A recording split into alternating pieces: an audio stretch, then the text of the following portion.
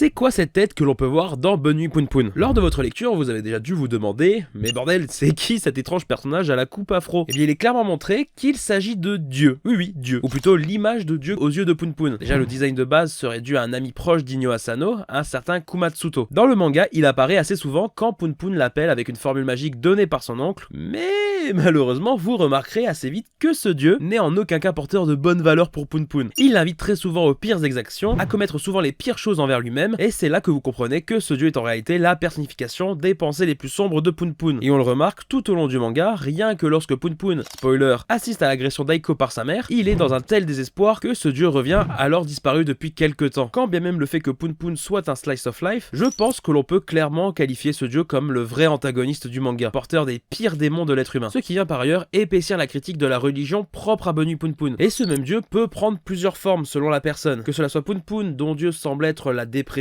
son oncle Yuichi pour qui il semble être la culpabilité, ou encore le fils de l'oncle, Sohala, qui, à peine né, semble déjà porter en lui les prémices de ce même dieu. Car oui, au final, on a tous un dieu en nous, qui sera là dans les pires moments de nos vies, et peut-être qu'il faut vivre avec, ou l'apprivoiser avant qu'il nous dévore de l'intérieur. Au moins maintenant, vous savez